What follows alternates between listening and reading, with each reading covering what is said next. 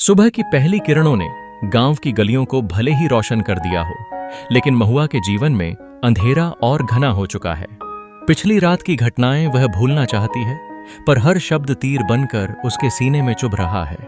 अब तुम्हारी जिंदगी पर मेरा हक है, शंभू। महुआ दरी को कसकर पकड़ती है। उसकी आंखों में डर नहीं, क्रोध और अपमान का तूफान है। वह दृढ़ता से मां को कहती है, मैं ठाकुर के सामने नहीं झुकूंगी, चाहे इसके लिए मुझे कुछ भी क्यों ना सहना पड़े।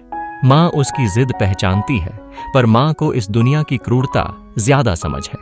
मां मन ही मन डरते हुए कहती है, सही और गलत की लड़ाई में हमेशा सही को ज्यादा घाव मिलते हैं बेटी। आहा के साहब बहा का डांटते। महुआ शांत पर कठोर स्वर में, तो मैं हर घाव सहने को तैयार हूं। ठाकुर हवेली एक किले की तरह चमक रही है, लेकिन अंदर ईर्ष्या, राजनीति और गुप्त द्वेष की आग जल चुकी है। अवतार सिंह शराब का गिलास घुमाते हुए रत्ना ठाकुराइन से कहता है, शंभू उस लड़की के लिए अपनी सारी सीमाएं पार कर देगा। रत्ना के होंठों पर कुटिल मुस्कुराहट, और यही उसकी सबसे बड़ी कमजोरी बनेगी।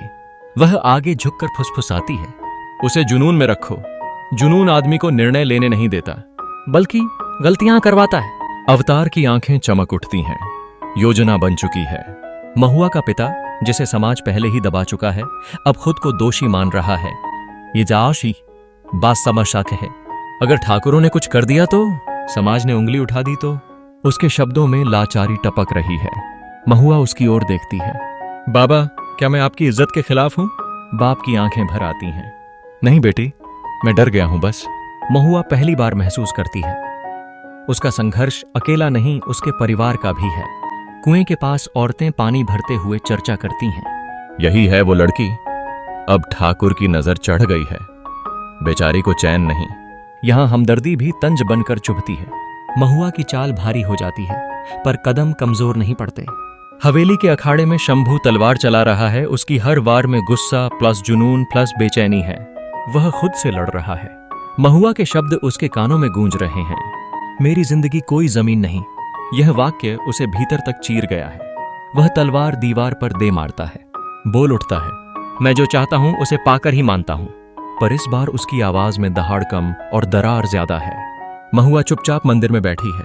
घंटियों की आवाज, अगरबत्ती की महक, आंखों में उम्मीद की लौ।